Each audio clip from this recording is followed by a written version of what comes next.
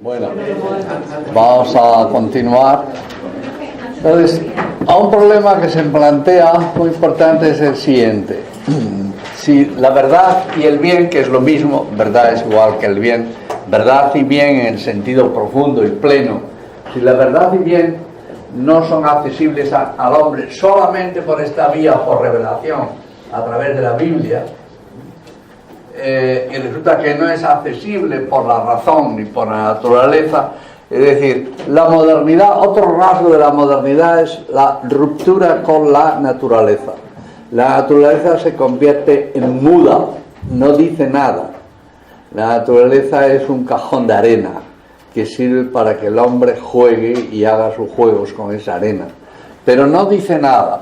Sin embargo, en el pensamiento clásico, la razón y la naturaleza eran la vía para llegar a la verdad y el bien. Ahora se dice por reacción, se dice la única vía es la Biblia. Todavía los protestantes radicales o más fundamentalistas le dicen la verdad es única y exclusivamente lo que está en la Biblia. Por ejemplo, ahora hay determinados grupos protestantes en Estados Unidos que están en contra de la enseñanza de la teoría de la evolución, del evolucionismo de Darwin y en general de las teorías de la evolución, porque no está en la Biblia. Entonces decir, bueno, pues no se puede enseñar porque no está en la Biblia. Pues, no todos los protestantes son así, la mayoría de los protestantes ahora no creen en nada. ¿Existen algunos libros adicionales que los protestantes consideren como válidos? Nosotros tenemos algunas, digamos, las encíclicas. ¿En el protestantismo hay? ¿Encíclicas? No, pero algún documento extra en donde alguien se haya pronunciado. Sí, lo hay, pero porque el resultado es que continuamente el protestantismo se está fracturando. Es decir, que hay anglicanos, evangélicos, metodistas, que como el principio es libre examen, entonces se crean grupos distintos. Entonces al final, como decía alguien, en la iglesia protestante todos se ponen juntos a rezar, pero en realidad cada cual piensa de una manera distinta, tiene una fe distinta. Lo que me llamó mucho la atención, conversaba con una persona evangélica y decía que los católicos para ellos éramos paganos, ¿no? Digamos, nosotros más bien, creo que más bien... Bueno, eso lo dice Lutero también. Porque nosotros más bien juntamos a todos los... no somos los católicos, sino somos los cristianos, más o menos como primos hermanos, y existen otras cosas que son paganos, pero más bien para ellos los católicos somos paganos. Sí, por esa mezcla de eso que decía que hay que arrojar. Aristóteles era el gran enemigo de Lutero. Lutero no tragaba a Aristóteles, ¿no? Y Aristóteles es un pagano. Entonces dice, claro, la Iglesia Católica se apoya en la filosofía y en la razón para hacer su teología. No, nada de teología apoyada en la filosofía aristotélica, sino únicamente la Biblia. Lo cual en parte es bueno, como digo, no siempre se puede descalificar absolutamente la otra postura. Quizás también puede suceder que determinados sectores católicos se le dé más importancia a la filosofía de Aristóteles que a la Biblia. También puede suceder. Por tanto, la virtud siempre está en el término medio, en el equilibrio. Bueno, entonces, esto quiere decir que toda la razón y la naturaleza es parte de la creación de Dios.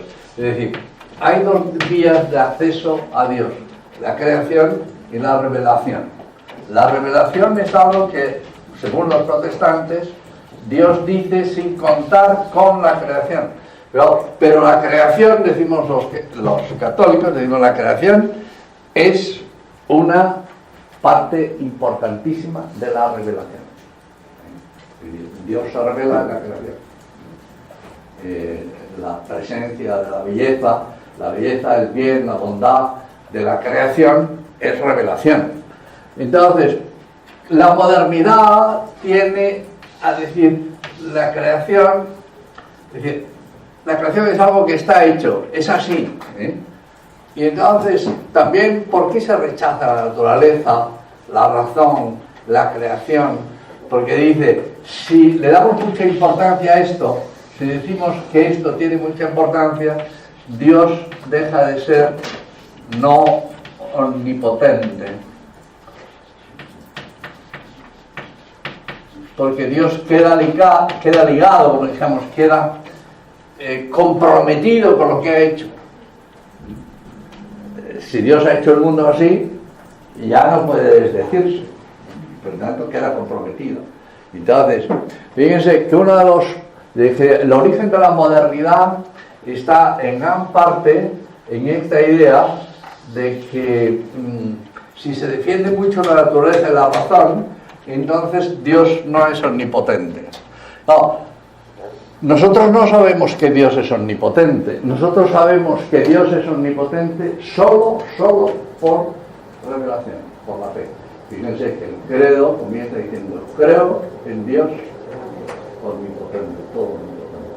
Pero eso es, yo no sé. Es decir, por razón no puedo saber que Dios es omnipotente.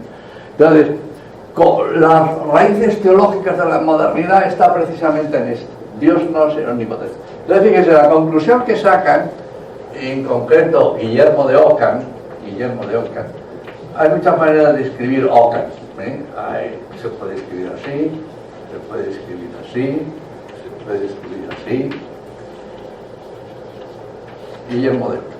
Bueno, no se sabe realmente cómo se escribe. Y Guillermo de Ockham llega al extremo de decir lo siguiente: lo verdaderamente, la verdad y el bien no tienen que ver con la sabiduría de Dios, sino que la verdad y el bien tienen que ver con la voluntad de Dios. Bueno, en Dios voluntad y sabiduría son lo mismo, pero en fin, en el nominalismo ya empezamos con problemas. La sabiduría de Dios se refleja en la creación. Pero claro, si yo le doy mucha importancia a la creación y a la sabiduría, entonces, según los nominalistas, Dios no es omnipotente, porque Dios ya queda ligado por lo que ha hecho. Es decir, ha hecho al hombre como es, ya no puede cambiarlo. ¿Puede cambiarlo o no puede cambiarlo? Si Dios lo ha hecho así, lo ha hecho con sabiduría. Entonces, todo el pensamiento moderno cambia. El pensamiento clásico le da mucha importancia a la sabiduría, a la filosofía, al conocimiento, al amor, a la sabiduría. La modernidad le da mucha importancia a la voluntad. La modernidad es voluntarista. Y Guillermo de Ockham llega a decir lo siguiente: el bien y la verdad son solo expresión de la voluntad de Dios. Solo la voluntad de Dios. Si Dios, es decir, el primer mandamiento de la ley de Dios es: amarás al Señor tu Dios, dice Guillermo de Ockham. Dios podía haber dicho: primer mandamiento de la ley de Dios, odiarás al Señor tu Dios. Todo depende de la voluntad de Dios. Pero no hay sabiduría, no hay racionalidad en el hecho de amar al bien. El bien, en el fondo, depende única y exclusivamente de la voluntad de Dios. No está ligado a la creación. Y por tanto, antes he dicho, en la modernidad la naturaleza es muda, no te dice nada. Eso explica, por ejemplo, toda la que se llama ahora ideología de género. La gente dice: el hecho de que haya hombre y mujer no es algo que sea fruto de la sabiduría de Dios, que la naturaleza haya establecido que el hombre sea hombre y mujer, o varón y mujer, sino que en realidad eso es una voluntad arbitraria que se puede cambiar.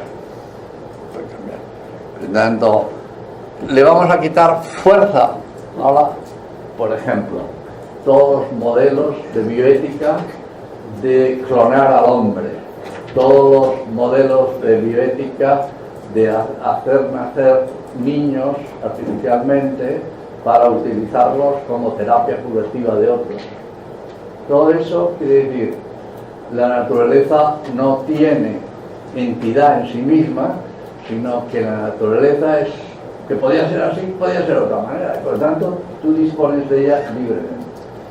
Este paso es consecuencia de que ya te has abandonado de Dios, te has olvidado de Dios, ya veremos, pero normalmente todo el pensamiento moderno a partir de Guillermo de Ockham es que la verdad y el bien no son verdad y bien en sí mismos, sino que son verdad y bien porque lo ha dispuesto alguien. En un primer momento lo ha dispuesto Dios, en un segundo momento lo dispone el Parlamento. En relación a lo que está diciendo, no en Colombia, por lo de la guerrilla, yo pensé que era, no entendía cuál era el punto, por qué ganó o no, y lo que me explicaron es que dentro del acuerdo de paz, lo que estaban poniendo es que la sexualidad a los niños debería de enseñarles un tercero de una organización de gays, donde les decía, oye, tú naces, pero el sexo está en tu mente y te lo crea la sociedad. Tienes cuerpo de hombre, pero podrías ser mujer o gay. Eso estaba incluido en el acuerdo de paz.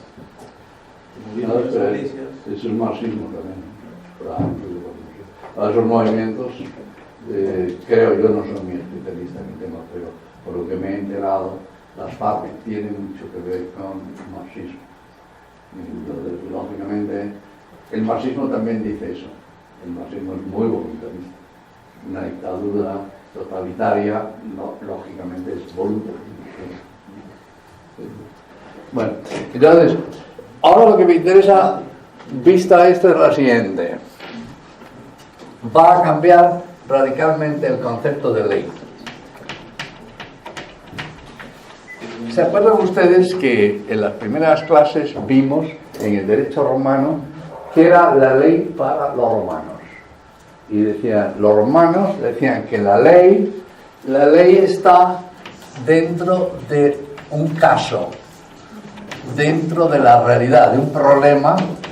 El juez lo que hace es examinar el problema, contrastar pros y contras, es decir, el juez mira pros y contras y al final dice, esto es lo justo, jus, es lo justo.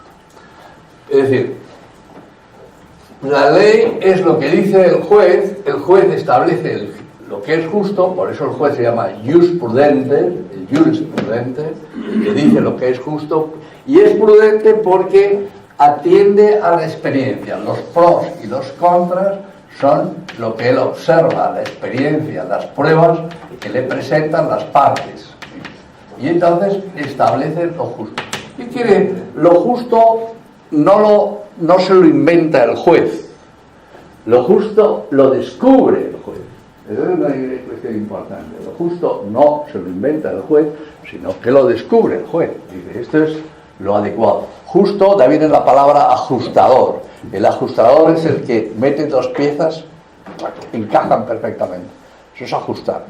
Entonces, fíjense que en el pensamiento clásico romano y medieval, entonces hay lo que se llama ley natural. La ley natural quiere decir que está inscrita en las cosas, por eso se llama ley natural. Está en la propia naturaleza de las cosas. Esto es así por su propia naturaleza, no por una voluntad externa, sino que eso es así porque está íncita dentro de ella, y el juez lo que hace es descubrirlo.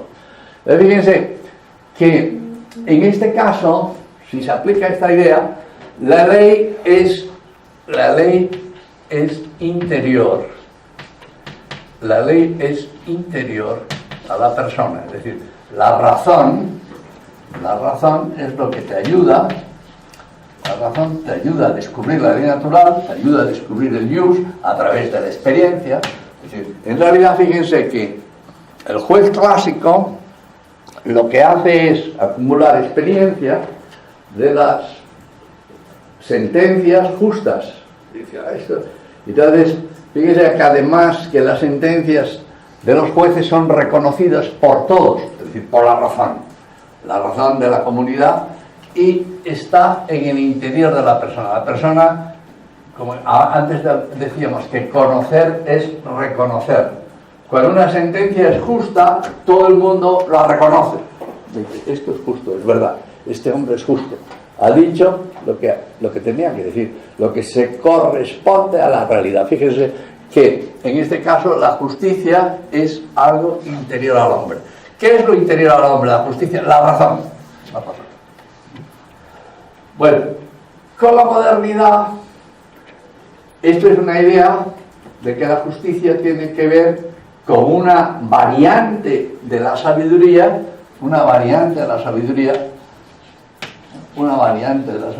que es la prudencia. La prudencia es la sabiduría vivida. La sabiduría vivida es la prudencia. Y por eso el juez es el jurisprudente. Es decir, el juez no es un teórico. El juez es alguien que ha ido formando su mirada de tal manera que es capaz de descubrir con una disciplina, descubrir lo que es justo, lo que está bien. Una pregunta. A mí no me conocía acá en Perú, se ve en otros lados. A veces hay más de un fuero, digamos, para definir qué es justo. Fuero civil, digámoslo así, cuando es un tema que ha sucedido en el mundo castrense, fuero militar. Incluso, no tengo mucha información, pero cuando sucede incluso al interior de la iglesia, hay un fuero al interior de la iglesia. Que me impresiona lo que es justo o no. Pero a mí, la impresión que me da como ciudadano común y corriente es que los criterios de los tres fueros, bajo un mismo delito o un mismo caso, que puede verse como delito o no, son distintos. ¿Cómo se explica eso entonces? Bueno, se explica precisamente por la interpretación moderna de la ley. Es decir, en primer lugar, la ley, es decir, establecer lo que es ius,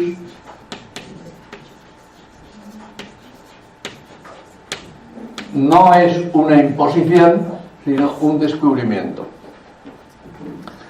En el proceso de descubrimiento puede haber muchos factores que lleven a que fracase el descubrimiento. Que puede haber pasiones, los jueces pueden ser corruptos. El juez no puede, muchas veces, a lo mejor tiene presiones. Luego también, como lo veremos ahora a continuación, las leyes modernas están fracturadas en sectores distintos y unos tienen unos intereses y otros tienen otros intereses. Y entonces uno ve la situación, es decir, aunque el problema sea el mismo, uno lo ve bajo una luz, otro lo ve bajo otra luz. Lógicamente la justicia humana nunca puede ser perfecta. Toda sentencia se aproxima a lo que es justo, pero en cualquier caso siempre es provisional y mejorable. Por eso siempre hay, en la justicia, cuando está bien pensada y elaborada, hay la posibilidad de recurrir a un tribunal superior. Pero por eso es la parte de ahí donde yo reflexiono y digo, si puede ser, como usted dice, susceptible de intereses o de política, presiones, etc. No entiendo entonces a cuando se refiere que la ley es algo interior o el concepto de ley natural. Porque incluso cuando se recurre a un tribunal superior, por ejemplo la Corte de la Haya, hay varios casos que hace poco pasaron por un caso, y esta Corte finalmente ha resultado ser muy creativa, en el sentido de que no le da la razón a uno, no le da la razón a otro, y crea una justicia que se le ocurrió y que finalmente no deja satisfecha necesariamente a alguna de las partes. Y claro, desde la óptica de un lado puede verse bien o mal, la otra, pero finalmente no queda.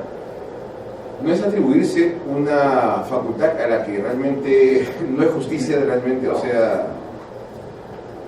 Bueno, efectivamente el descubrir, ya veremos que ese caso que estamos contando es que, claro, con la modernidad, bueno, se complica mucho. Pero ahora, yo creo que lo siguiente que voy a decir sobre la cuestión de la ley moderna, te puede servir, y si no me lo comienzas otra vez, sobre... Dime algo.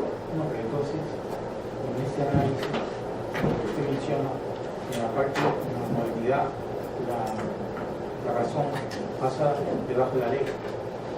La razón queda debajo de la ley, ¿sí? Por lo importante.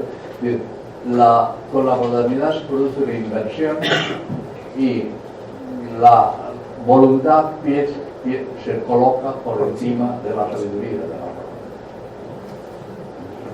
Bueno, vamos a ver, esta es la ley en su sentido clásico. Ahora, ¿cuál es la ley en el sentido moderno de la ley? Para los modernos, la ley es expresión de la voluntad del legislador. Esto ya, como entra en un problema muy importante. Aquí la ley, así como la ley en el sentido clásico, tiene que ser descubierta, porque está, como digamos, en la realidad de las cosas. Aquí la ley tiene que ser interpretada, porque la pregunta es, ¿cuál es la voluntad del legislador? Es decir, si la clave es la voluntad, la pregunta es, ¿cuál es la clave? ¿Sí? ¿Cuál es la voluntad? Entonces, fíjense que en la definición moderna de la ley dice, la ley tiene que ser fundamentalmente publicada. La voluntad, así como aquí la ley no tiene que ser publicada, porque la ley está dentro de los hechos, Es decir, no hace falta publicación porque está dentro de ti misma. Es decir, en el contraste de la razón con las cosas, el hombre lo va descubriendo. Los juristas romanos descubrieron la ley natural de la siguiente manera. Es decir, la ley romana, el derecho romano solamente era aplicable a los ciudadanos romanos. Solo los ciudadanos romanos podían acudir a los tribunales de justicia. Solo los romanos. Si eres ciudadano romano, puedes acudir. No, cuando Roma se convierte en un gran imperio, hay muchas relaciones comerciales con pueblos sometidos a Roma, y entonces, claro, la relación de comercio hace que los romanos tengan que relacionarse con pueblos que no son romanos, que se llaman gentes, las gentes. De ahí vienen los gentiles, gentes, no son romanos. Entonces, claro, el derecho romano es para los romanos, pero las gentes, por ejemplo, si ellos están negociando con comerciantes tracios, de la Tracia, los comerciantes tracios tienen un sentido de la ley, Todo el mundo sabe lo que es justo o lo que no es justo. Prueba de ello, bueno, siempre que la experiencia de un profesor es que cuando suspende un alumno, el alumno normalmente dice, eso no es justo, porque yo he estudiado mucho y usted no se ha dado cuenta de que yo sé mucho y tal. Usted no se atiene a la realidad. Fíjense, en este sentido, la justicia no es decisión de un tipo. Aquí no. La decisión aquí se establece en el seno de una comunidad. Fíjense que el alumno, cuando apela a la justicia de la nota o de la calificación, lo que está diciendo, usted no valoró bien los pros y los contras. Y la justicia es determinada en una comunidad. No se le ocurre al juez lo que es la justicia. El juez, como ha dicho, descubre. Aquí, fíjense, aquí el problema cambia radicalmente. Porque aquí el problema es, oiga, ¿pero qué quiere el jefe? Por ejemplo, dentro de una empresa, la ley dentro de una empresa es la voluntad del jefe. Oye, pero ¿sabes qué quiere el jefe? Es decir, ¿por qué? Porque ya no está metido dentro del derecho, sino que tú tienes que descubrir qué es lo que dice el jefe. Es decir, fíjense, una cuestión, los romanos ¿cómo descubren? Perdón, me estaba viendo aquí. ¿Cómo descubren la ley? Diciendo, pues nos damos cuenta, después de una experiencia de tribunales nuestros, en donde hemos enfrentado el derecho de, y ha aparecido lo que ellos llaman derecho de gentes. Derecho de gentes. Derecho de gentes es que dicen ellos, a pesar de que las reglas son distintas aquí y de aquí, es decir, el derecho romano tiene unas reglas procesales, ese tiene otras reglas procesales, ese tiene otros criterios. Al final, dice, los derechos de gentes tienen unos principios comunes. ¿Y cuáles son esos principios comunes? La razón y la naturaleza.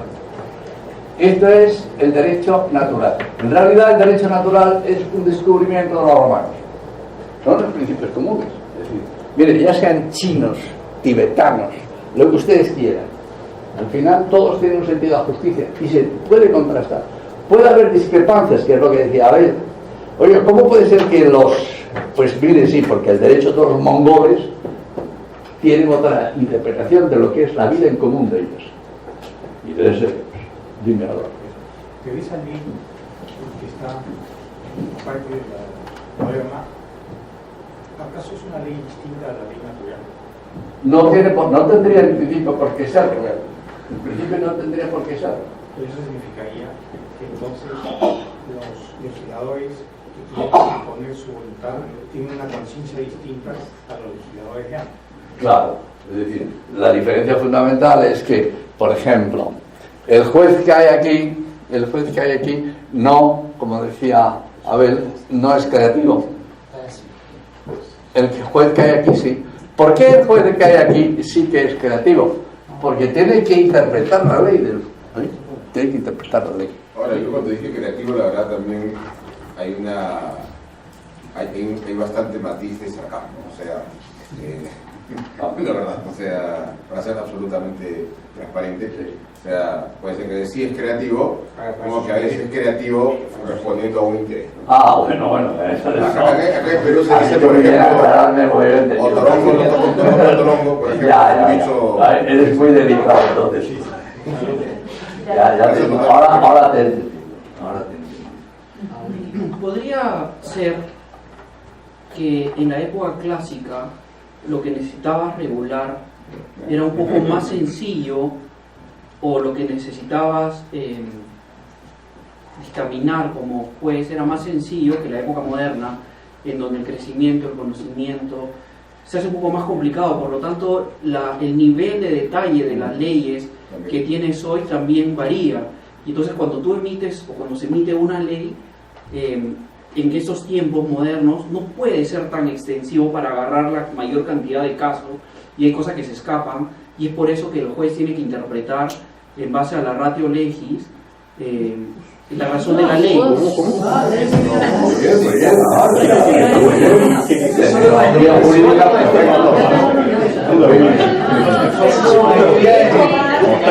Muy bien.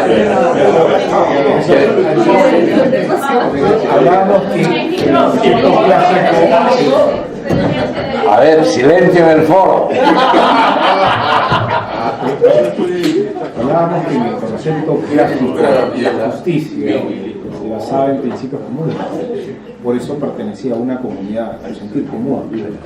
Okay. Ahora, de repente... Pero esos principios comunes, aun en comunidades diferentes, a su vez son comunes. Correcto. Porque apelan a algo que está más allá de las propias comunidades. Por eso cuando se habla de ley natural, se refiere a algo que está en el fondo de todas las comunidades. ¿Qué es lo que está en el fondo de todas las comunidades? Cada persona. Y entonces el sentido de la justicia está dentro. Yo me acuerdo que el profesor Álvaro Dors, de Derecho Romano en la Universidad de Navarra, le decía a los estudiantes, aquí, a los alumnos de primero de Derecho, les decía, aquí en esta universidad les vamos a formar como juristas. Le vamos a enseñar la manera de pensar del jurista, el arte prudencial del jurista, Pero el concepto de justicia, les decía, lo tienen que traer ustedes de sus casas. Es una expresión que te deja un poco desconcertado. Es decir, el concepto de justicia en realidad se lo enseñan los padres a los niños pequeños. Los niños pequeños rápidamente se dan cuenta de lo que es justo y lo que no es justo. Y las críticas y las dificultades en la educación provienen muchas veces del sentido de la justicia. Los niños pequeños no son idiotas y tienen un vivísimo sentido de la justicia porque lo tenemos todos. Entonces, como decía Aristóteles muchas veces, que el gobierno, cuando el niño es muy pequeño, puede someterlo a un gobierno despótico, pero a medida que va a ser mayor tienes que hacer esto, pros y contras, tienes que explicarle, y entonces el chaval también depende de tu propia argumentación. El chaval puede convencerse o no de que lo que tú estás diciendo es justo o no es justo. Papá, eso no es justo. ¿Por qué no es justo? No, eso es el gobierno político. Es decir, si te dicen, no, aquí se hace lo que yo digo, entonces yo digo, dice, esto lo ha dicho Dios, punto redondo. ¿Sí? Fíjate que en realidad el pensamiento romano, que tiene que ver con la razón y la naturaleza, en realidad es pensamiento cristiano, es naturalmente cristiano, porque aquí, como dejamos, Dios te deja que tú determines lo que es justo. Aquí parece que Dios te impone lo que es justo. La cuestión, es decir, aquí juega la libertad, aquí te quitan la libertad. Es decir, no, mira, esto es lo que está escrito. Es decir, el problema siempre, todo el derecho moderno, el otro también, pero en menor medida, es hermenéutica. Hermenéutica, una palabra griega que significa interpretación del texto. Hermenéutica. Todo el derecho hoy día es interpretación del texto. ¿Por qué? Porque ¿cuál es la voluntad del legislador? Pues es muy difícil. Si la Biblia, pues si tú lees la Biblia, puedes sacar lo que quieras. Puedes decir, pues sí o no. Pues yo me encuentro el texto adecuado y lo cambio. Eso ahí viene a ser como y eso acá viene a ser la ley napoleónica. La ley napoleónica. O sea, Vamos a ver. Ahora daremos el siguiente paso porque ahora estamos solamente en el momento de Lutero y estamos hablando si la ley es la voluntad del legislador. En este caso, en el caso de Lutero, que todavía el legislador es Dios. Teóricamente él te dice, Dios no se equivoca. Pero entonces el problema que tiene es que Dios no se revela solo en la Biblia. El problema, por ejemplo, cuando le preguntas a Lutero, bueno, oiga, ¿y el bien y el mal quién lo determina? Lutero te dice, mire usted la Biblia, ahí está escrito lo que es el bien y el mal.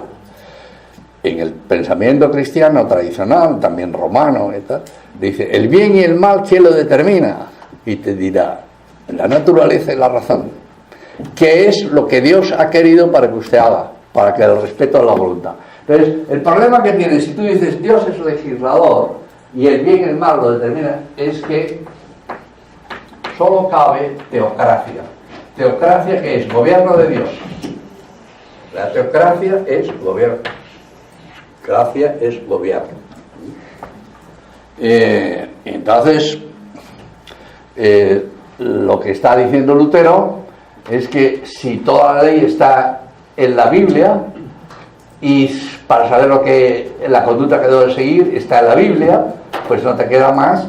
Usted ve películas de, por ejemplo, de comunidades protestantes de los Estados Unidos, los Amish, todavía hay muchísimos, que son teocracias. Es decir, que es el gobierno de Dios. Entonces, ¿qué problema? El problema que tiene, ¿por qué se vino abajo la teocracia de Lutero y Calvino? Es decir, la Ginebra, la famosa Ginebra de Calvino, la ciudad suiza de Ginebra, es una teocracia. Hasta el punto de que Calvino mandó quemar vivo a un médico aragonés, español, que se lo puso y lo quemó. Entonces se habla de que en general las teocracias suelen ser tiránicas. Así como en este planteamiento de libertad, aquí no. Fíjense, aquí la ley y lo que hay que hacer, el bien y el mal, obligan desde dentro. Yo hago el bien y el mal, y digo, hago el bien y evito el mal, porque desde dentro de mí, tengo conciencia de que esa es la salida. Es decir, fíjense, cuando les contaba el otro día, la ley te dice, a estos lados no, por aquí no puedes ir no, pero por aquí puedes ir sí. ¿Por qué? ¿Qué es libertad? ¿Qué es libertad? Libertad es tener salida. El que está preso no tiene salida. Decirte sí quiere decir por aquí hay exit, que no es inglés sino es latino. Es decir, tiene salida, exit. La palabra éxito es salida, libertad. El que no tiene salida es un esclavo. Entonces, fíjense, la diferencia fundamental en que aquí, porque esto, si cumples la ley, consigues la verdad y el bien, y por lo tanto te perfeccionas. Aquí te dicen, mire, no, y te dicen, pero no hay salida por aquí tampoco. Aquí cumple usted la ley simplemente porque es la voluntad del legislador, pero no te perfecciona. Simplemente usted tiene que someterse. Fíjense, aquí la ley es desde dentro, es interior. Aquí la ley es externa y es coacción. Lo que te dicen es que, en el fondo, lo que te están diciendo, usted tiene que adaptarse a un modelo de sociedad. A un modelo de sociedad. Si te adaptan a un modelo de sociedad, ¿se acuerdan de lo que hablábamos el otro día del hecho de Procusto? Pues eso es. La ley moderna te encaja. Este era un tema muy importante, cuando decíamos antes. Miren, ahora, ¿por qué la ley moderna? Hablábamos el otro día en la comida, creo que era, del SUNAT.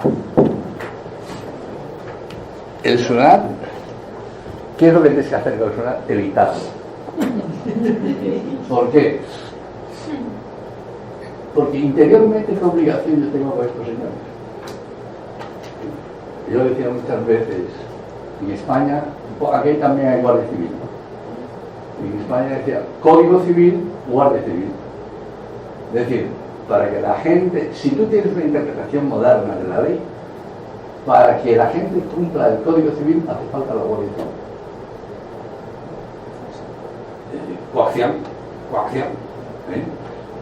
Aquí, como dejamos, no hay coacción, pero sí que hay ímpetu hacia el bien. Es decir, el hombre tiene tendencia natural a hacer el bien, porque está dentro de él. Por supuesto que también puede hacer mal, pero tiene tendencia a hacer el bien, está dentro de él. La ley le mueve desde dentro, Fijaros que, para decir, la ley de Moisés, que es la que cita el Señor, es cuando le pregunta ¿cuál es el primer mandamiento de la ley de Dios? Dice, amarás al Señor tu Dios con todo tu corazón. Ahora, eso implica una negación, porque para decirte dónde está la salida, por dónde está la libertad, te tiene que decir, por aquí no matarás, no robarás. Porque si haces eso, no encuentras la salida, te destrozas, te huyes. Entonces, fíjense el cambio radical que se plantea. Cuestión muy importante. En la modernidad, cuando aparece la teocracia es inviable por una razón muy fuerte, que es con la que se encuentra el rey de España, Felipe II. Felipe II, ahora vamos por el sexto, pero este era Felipe II. Felipe II se encuentra con lo siguiente: él es un católico, no es protestante, pero tiene parte de su imperio son holandeses, los holandeses que son protestantes. El resto de su imperio son españoles, pero tiene también paganos. Entonces, problema gigantesco. Para obedecer, si la ley es la expresión de la voluntad del legislador y el legislador es Dios, y esa voluntad está expresada, está publicada en la Biblia, si yo no creo en la Biblia, se acabó la ley. Mire usted, es que yo no creo en la Biblia. Es como si un tipo te dice, ahora han visto ustedes que dice, la ignorancia de la ley no excluye su cumplimiento. Claro, porque uno llega y dice, oye, le voy a aplicar el Código Penal. Dijo, es que yo no creo en el Código Penal. ¿Y cómo usted no cree en el Código Penal? Se lo voy a aplicar de todas maneras, ¿sí? Porque no vamos a estar en discusiones sobre ese tema. Entonces, el problema que tiene aquí, que todos los que no sean creyentes, todos los que no crean en la Biblia, son gente sin ley. No creo en la Biblia, no creo en la ley.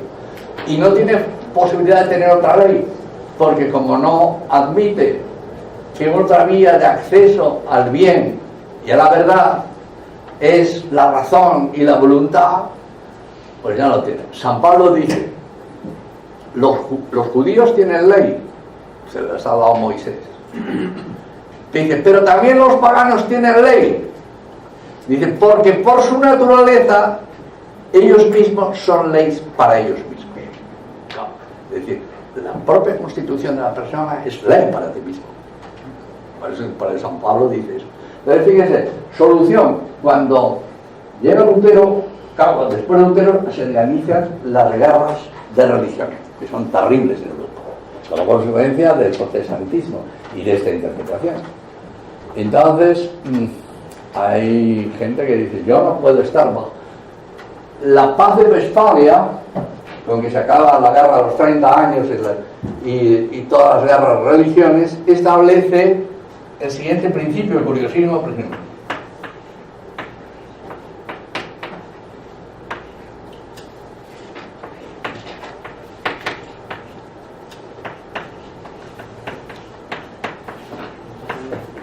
Cuius regio, cuius religio. ¿Qué quiere decir? Reino es tu reino, el reino tuyo, tu reino, tu región. Reino, región, nación, religio es la religión. Entonces te dice, tú perteneces a tu reino, a cada cual su reino según su religión. Si usted es protestante, tiene que tener un rey protestante. Si usted es católico, tiene que tener un rey católico. Porque el principio de la voluntad del legislador es la fe, no la naturaleza, la razón. Entonces, claro, fíjense que esto mismo es lo que sucede con los países islámicos. Un señor que no sea de religión islámica en un país islámico es ciudadano de segunda orden, porque no cree la ley, la Sharia, que dicen ellos. La Sharia, ¿qué es? El Corán. Oye, mire usted, yo no creo el Corán. Ah, pues entonces usted aquí es ciudadano de segunda. Profesor, perdón, cuando en el concepto moderno hablamos de ley o del concepto de justicia, que está basado en el legislador. El legislador. ¿Se entiende el legislador Dios, el legislador Congreso o a ambos? Ahora, en la modernidad, es el Congreso. El Congreso. Es el Parlamento.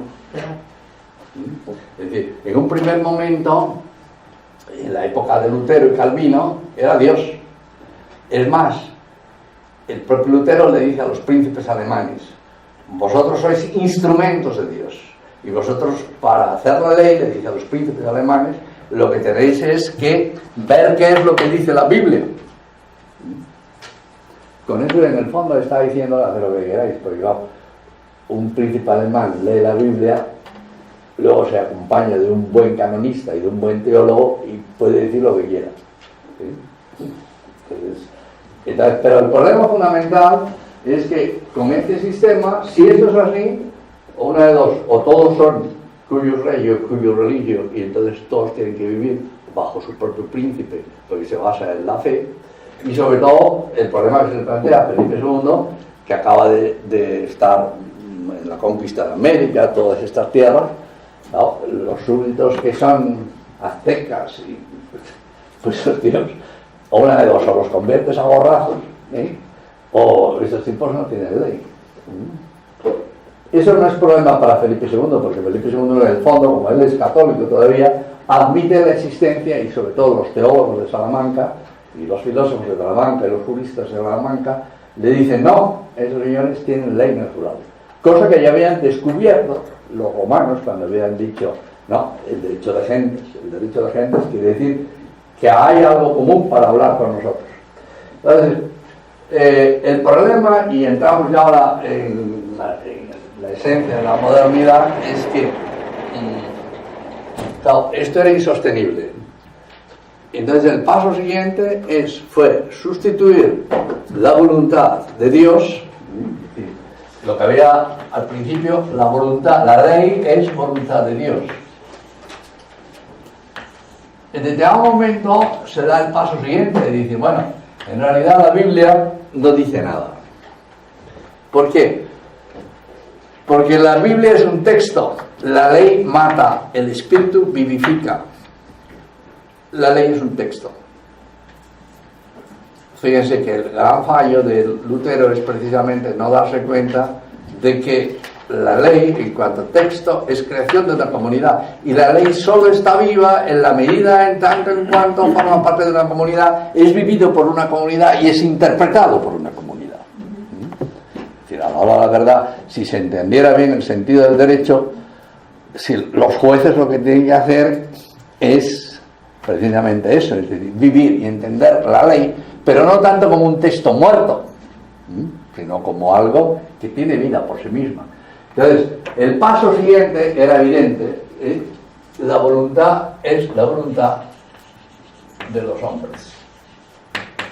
Oiga, mire usted, saber lo que es la voluntad de Dios es un lío, porque usted me ha dicho al principio, por la fe, solo por la fe, y hemos descubierto que no se puede. Y además usted me ha dicho que por la razón, más la naturaleza tampoco. Pues mire usted, ¿sabe lo que le digo? Que la ley es lo que yo digo, punto. Luego, la voluntad de Dios y la voluntad de los hombres, ¿esa disquisición se dio dentro del concepto moderno o es el paso del concepto clásico? Del concepto clásico al concepto moderno. Entonces, el concepto moderno dice, aquí te dice, ¿qué puedo saber yo que es el bien y la verdad? Pues te dice, la voluntad de Dios, y la voluntad de Dios está en la Biblia.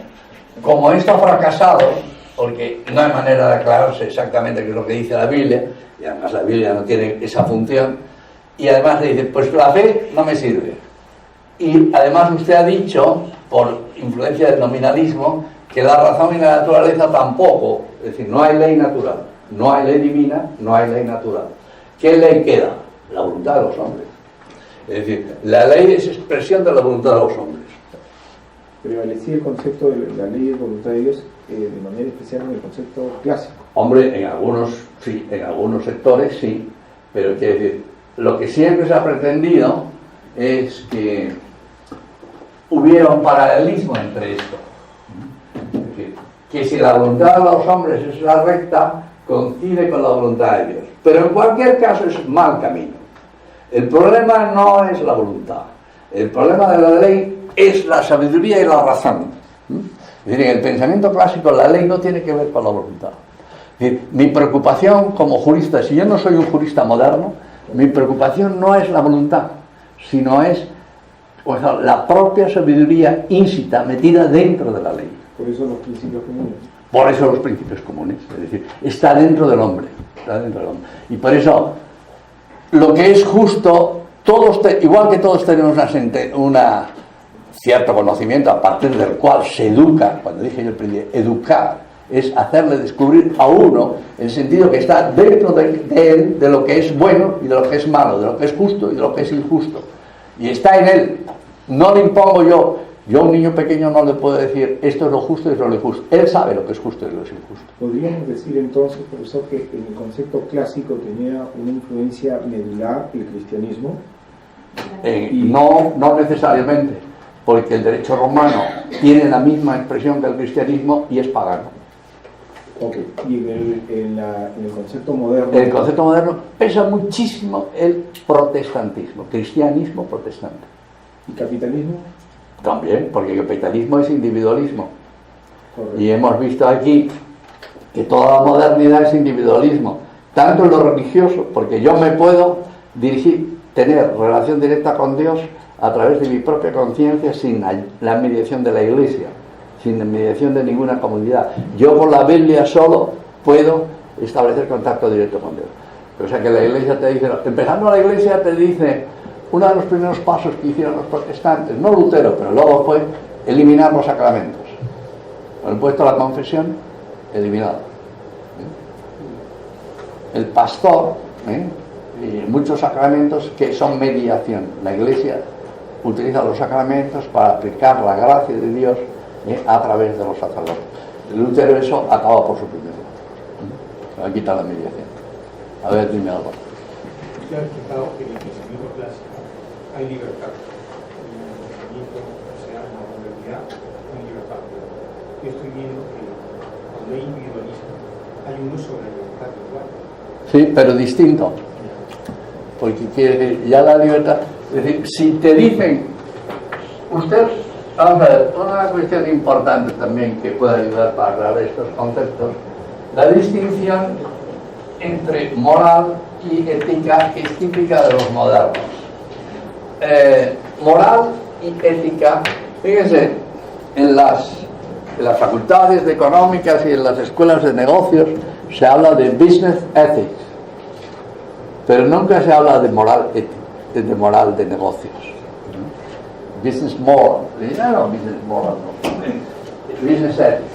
Moral, ¿qué significa? Viene de mor moris. Mor moris en latín significa costumbre. Costumbre. Tradición.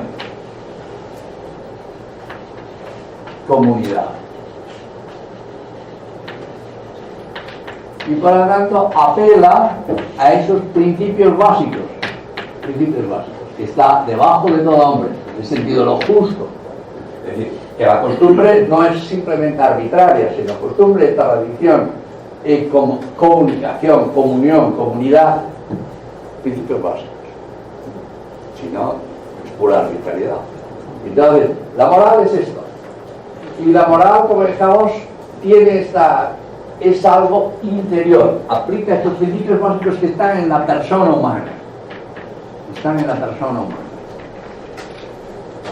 Por lo tanto, la moral es algo interior. ¿Por qué nosotros los modernos estamos a la business ethics? Ethics viene ethos, el griego ethos, significa conducta. La conducta siempre es algo externo. La conducta es externa. Los principios son algo interno. La conducta es externa, es decir, la modernidad te aplica la ley desde fuera. Te aplica la ley desde fuera. ¿Cómo es el ethos? ¿El ethos qué es?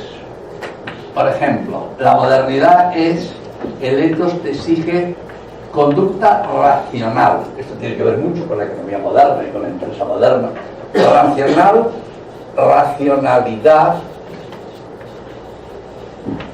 Racionalidad. Racional y racionalidad siguen siendo externos, porque te dicen, fíjense, en la business ethics lo que te viene a decir, su empresa es buena si respeta el marco legal externo. Oiga, pero usted interiormente puede ser un sinvergüenza. ¿Sí? Ahora, si usted respeta la sunat, usted es un santo. ¿Sí? Fíjense que el gran pecado hoy día es la sunat. Porque la sunat es la mano del Estado. Ahora, cuando hablemos del Estado va a quedar esto muchísimo más claro. Pero era necesario ir hacia Lutero y hacia el protestantismo porque si no, no se entiende el Estado moderno.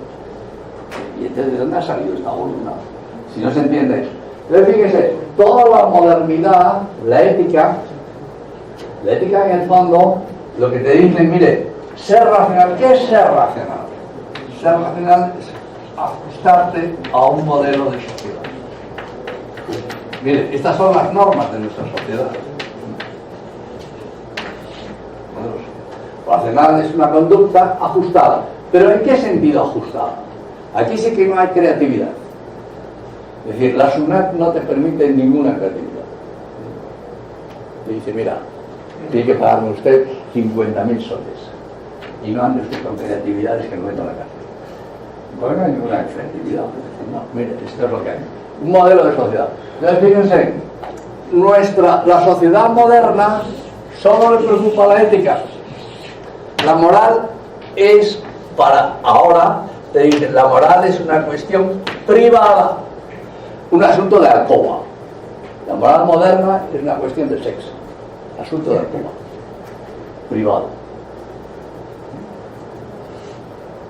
Entonces la moral muta a través del tiempo porque las costumbres van cambiando. Si antes la mujer no tenía derecho a voto o opinión, por lo tanto tratarla como ciudadana de segunda clase, en ese momento era moralmente correcto. Mira cómo las has enfadado a todos. Cada intervención. Pero viene la segunda parte, pues. Es que En cambio hoy, que se ha reconocido, creo que nos hemos dado cuenta que esa distinción no era naturalmente correcta y ahora se tanta igualdad entre hombre y mujer, pero la moral ha cambiado. Reconocer eso también hoy es moralmente aceptado y moralmente correcto, pero hasta hace algunos años también era moralmente correcto tratarla como de segundo nivel. ¿Es así? Vamos a ver, la moral Menos siempre, incluso la revelación, siempre cambia. Siempre cambia. Incluso tú mismo, cuando eras pequeño, tenías la fe de un niño pequeño y la moral de un niño pequeño, los conocimientos de un niño pequeño. A lo largo de la vida, si una persona pues tiene la suerte y el esfuerzo y la capacidad, pues desarrolla sus conocimientos, el hombre está hecho para crecer, crecer y multiplicarse, pero está para crecer. Es cierto que con el paso del tiempo no ha cambiado la moral, es decir, vamos a ver, esto es como, por eso en el Evangelio el Señor utiliza mucho la idea de la verdad como semilla. Dice, el reino de los cielos es semejante a una semilla que se entierra, la semilla que la echas en tierra, y con el tiempo se convierte en un árbol frondoso. Ha cambiado la semilla al convertirse en un árbol, ha cambiado. Entonces la moral está hecha para cambiar, y a medida que pasa el tiempo, pero no cambia es decir, en el fondo, en la semilla está todo. En la semilla desde el principio estaba la igualdad y la dignidad del hombre, mujer y varón, la misma dignidad. Pero durante mucho tiempo, por influencia de costumbres ajenas, muchas veces paganas, de formación, se han impuesto, igual que la esclavitud. La esclavitud desapareció. Bueno, teóricamente. Pero quiere decir que la esclavitud también ha evolucionado. Durante mucho tiempo ha evolucionado. Fíjate que en el tiempo de San Pablo y en el tiempo romano existe la esclavitud. Y el derecho romano existe la esclavitud. Bueno, el segundo presidente de los Estados Unidos, Jefferson, o el tercero, creo que es. Washington Adams Jefferson. Pues creo que es el tercero. Jefferson tenía 700 esclavos. El tercer presidente. Bueno, Donald Trump, comparado con esto, es un santo canonizado. Porque Jefferson tenía 700 esclavos, aparte de otras cosas. Pero en fin, no es para la causa. Y entonces, quiere decir, tiene que haber siempre crecimiento, siempre. Es decir, incluso dentro de la revelación, en los primeros momentos no está muy claro que Jesucristo sea el Hijo de Dios. Hasta el siglo IV y V, que se celebran los concilios de Nicea, de Éfeso, de Calcedonia, con grandes discusiones, peleas, navajazos, de repente se establece que es la segunda persona de la Santísima Trinidad y que Dios es una Trinidad. Todo eso es un descubrimiento. Estaba desde el principio en el Evangelio, desde el principio estaba. Pero como dijamos, Dios ha dejado a los hombres, les ha dado esa verdad, pero dice, ahora tiene que crecer. Y crece, históricamente crece, y también. Entonces, efectivamente, una sociedad, tanto la moral como la ética, tienen que crecer. Esta distinción entre moral y ética es moderna. Es moderna. En realidad, lo ideal sería que fuera la misma. Pero en fin, tampoco hay ningún inconveniente en que haya dos. Lo importante es saber que una conecta con otra. Es decir, porque si no, creas una especie de esquizofrenia. Es decir, la moral moderna es esquizofrénica. Oiga, yo pago mis impuestos, pago no sé qué y tal, pero luego en mi vida privada, permisivismo. ¿Por qué? Porque la moral es subjetiva. Para los modernos la moral es privada. ¿Por qué es privada? Porque no existen estos principios básicos. ¿En qué se basa la moral de los modernos? En lo subjetivo.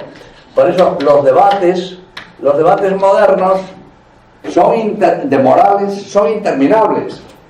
Te dice, yo le digo a un amigo mío, oye, eso del aborto es una burrada. Le dirá, eso es tu opinión.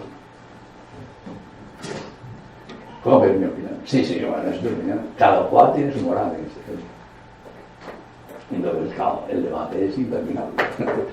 ¿Por qué? Porque la modernidad ha hecho la moral subjetiva y privada.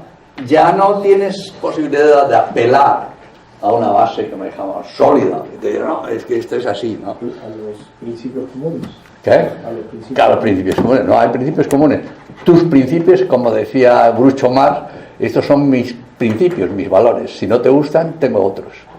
Es la expresión de la modernidad, ¿no? La ética está circunscrita por la ley. ¿Qué? La ética está determinada por la ley. Está determinado fuertemente. Entonces, en relación a la pregunta de Miguel, que si la moral cambia, que antes había la moral que el hombre y la mujer no estaban en el mismo plano. No, más que cambia, se desarrolla. Se desarrolla. Ahora también dijo, bueno, hoy en día el hombre y la mujer están en el mismo plano. Pero yo me pregunto, por ejemplo, viendo casos ahorita como en Estados Unidos, que el racismo y la discriminación está prohibido. Es decir, un tema ético, que me dice que está determinado por la ley. Pero, como usted dice, en la alcoba, en la privacidad, la gente lleva el racismo y la discriminación por dentro. Entonces creo que también, en relación a tu pregunta, hay gente que sí toma a las mujeres, tanto hombres como mujeres mismas, como en otro plano, en un plano igual, ¿no? Solamente por un tema de ley o de lo que ve la sociedad, se manejan de una forma, pero internamente lo ven de otra manera. La ley es un condicionamiento, luego está tu libertad. Pero quiero decirte que la moral evoluciona, progresa y tal, pero no siempre para bien, ¿eh? Que por ejemplo, se ha acabado con la esclavitud, pero el aborto es libre. Puedes decir, oye, sí, pero es decir, que no te garantiza y está condicionada por la ley, sí, porque la ley te permite el aborto. Habrá mucha gente que a pesar de eso dirá, yo no lo hago. Y además los modernos te dirán, ¿no ves? El aborto cada cual, si te gusta lo haces, si no te gusta no lo haces. Y tú le dices, ¿y la dignidad de la persona? Ah, pero es que el feto no es una persona. Ah, y eso, pues entonces ya entramos en debates interminables. Pero en ese sentido, ahí no entiendo la distinción. Este aborto hoy en día en algunas sociedades está moralmente permitido y legalmente. Pero legalmente implica moralmente y éticamente. No, lo que pasa es que si hay una persona que te dice el fundamento de la moral no son unos principios básicos inmutables que están unidos a la persona, que eso te dirá, no, es que según mi moral es lícito. Ahora también, es decir, es lícito. Ahora el lenguaje se ha complicado muchísimo porque ahora hay que distinguir entre lo que es legal y lo que es moral, que no es lo mismo. Profesor, ¿el aborto está legalmente permitido? ¿En este país? No, en otro país. Así no. En España sí, y en otros países es absolutamente libre. Profesor, entonces, dentro de ese Como ven, España avanza muchísimo, estamos en auténtico progreso. Bueno.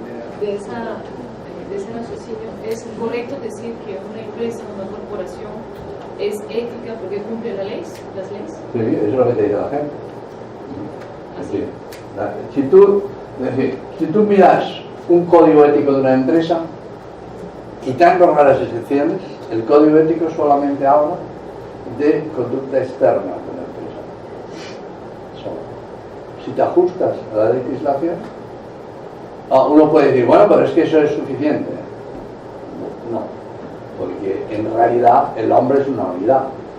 Y entonces, efectivamente la empresa no es todo el hombre, pero la empresa tiene que manifestar esto a la persona. Los principios básicos son la persona. Si no manifiesta, pues ya tenemos ahí un problema, un conflicto. Bueno, en cualquier caso, fíjense, cumplir la ley ahora se plantea un problema. Si yo me pongo en este plano, es el plano de la modernidad, es decir, con una ética, con una moral subjetiva y con una ética que es una racionalidad, un ajuste a un modelo, entonces el problema que se planteó es la obligación de la ley.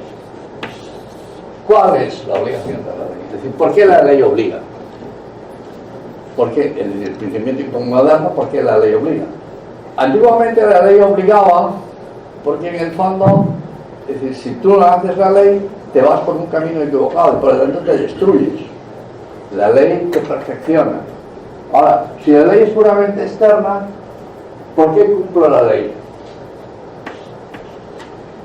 Coacción.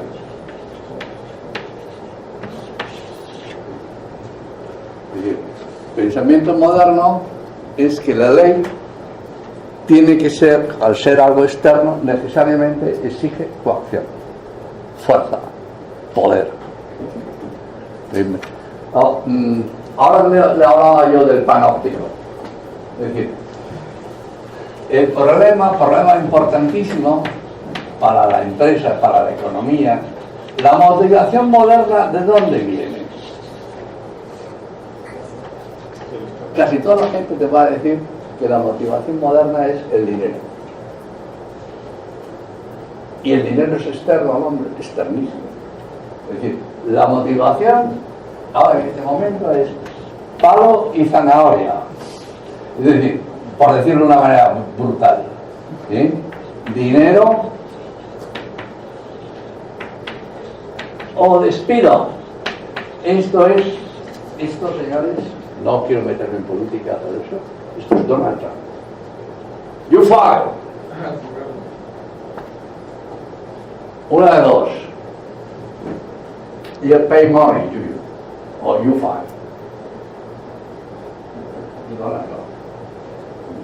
Es decir, todo queda dinero y despido. Fíjense a esto, el panóptico del que les prometí hablar y que tiene que ver mucho con esto. El panóptico. A mí me molesta mucho, ustedes han visto en los billetes del dólar, en los billetes del dólar hay un símbolo masónico, un manifiesto. El triángulo con un ojo, me parece. Eso es el panóptico.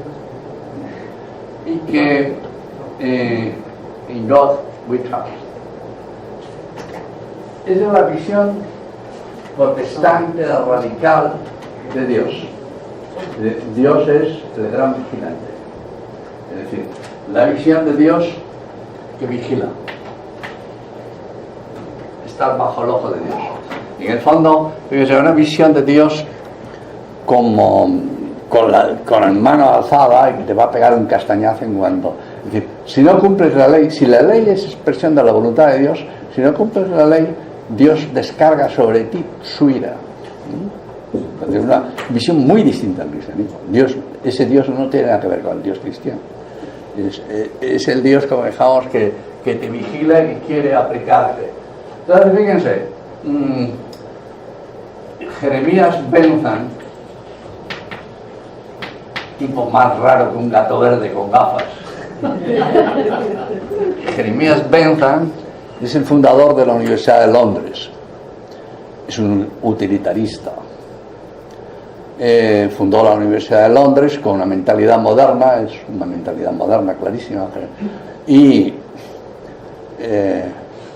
cuando él falleció mandó que su cadáver fuera momificado y que estuviera, así puso en su testamento, y su testamento se cumplió, que estuviera a la cabecera sentado con levita y chistera, sentado a la cabecera de la mesa. Durante varios años se reunía la Junta de Gobierno de la Universidad de Londres, que estaba presidida por la momia de Jeremías Bentham.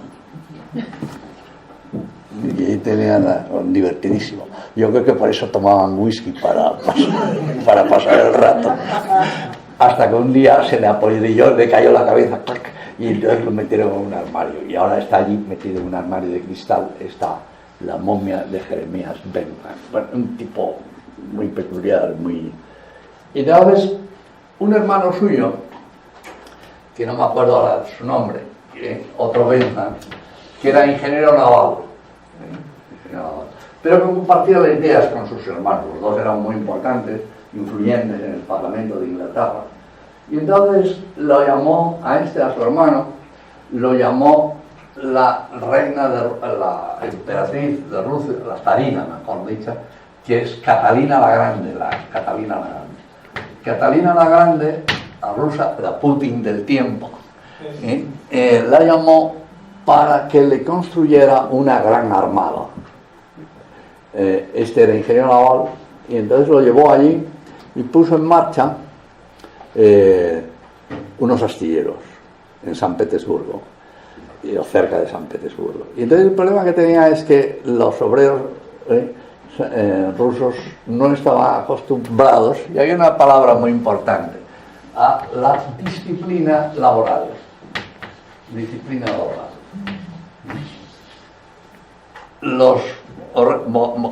Además, con el grave inconveniente de que los obreros rusos no les interesaba el dinero. Es decir, que iban a trabajar y cuando ganaban suficiente se iban y se lo gastaban en vodka y no volvían a aparecer por él. Y entonces Bentham se desesperaba con él. Entonces, hablando con su hermano, entre los dos Bentham organizaron el panóptico. El panóptico es un diseño que se presentó al Parlamento de Inglaterra y un edificio en forma de estrella con muchas puntas, de tal manera que la gente trabaje aislada en una esquina y en el centro una torre. Si ustedes entran en internet y ponen panóptico, viene el reglamento del panóptico, viene el diseño del panóptico, el dibujo del panóptico, y entonces todo el tema es la aplicación de esto, es decir, vigilancia y amenaza. Vigilancia y amenaza. Es decir, fíjense, esto tiene que ver mucho con el capitalismo y con el modernismo. Aislar a la gente en el trabajo. Impedir la formación de comunidad. Trabajar solo, aislado. Una idea muy moderna que ya está superada, pero que todavía se mantiene en un sitio. El llamado puesto de trabajo. Puesto de trabajo es un tipo en un sitio con una tarea y aislado. Entonces, la idea fundamental que hay debajo del panóptico es que continuamente desde una torre al que no se le ve, él mira, ve a todos los demás, los controla, les anota, les anuncia. El principio panóptico es plenamente moderno. Está súper aplicado. Ahora vas por las calles, no digamos nada con Facebook. El Facebook es bastante panóptico. Estás continuamente, sabe qué pasa, quién hace, quién no.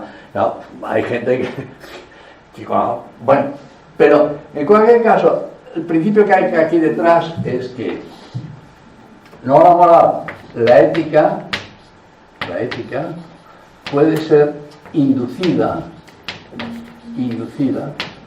desde el marco externo. ¿Cree usted un marco externo para que la gente sea ética?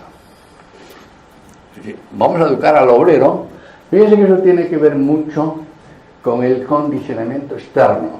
Es decir, con lo que está diciendo, los Bentham están diciendo, la ética no es más que racionalidad aplicada a un fin, en este caso que es fin productivo.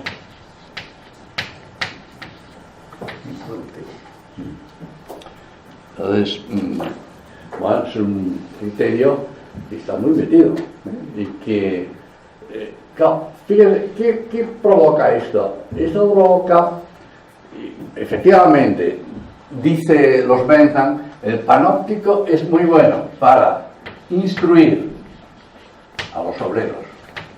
Se puede aplicar en las cárceles, dicen ellos. Cárceles para volver a reeducar a los internos, a los presos. En las fábricas, o molinos, como llaman los ingleses. Fábricas. Escuelas. Pero la idea, que es una idea que luego se va a repetir continuamente, la idea es que la ética es siempre externa y la moralidad, de eso no te preocupes. De eso no te preocupes. Bueno, afortunadamente se ha encendido la luz.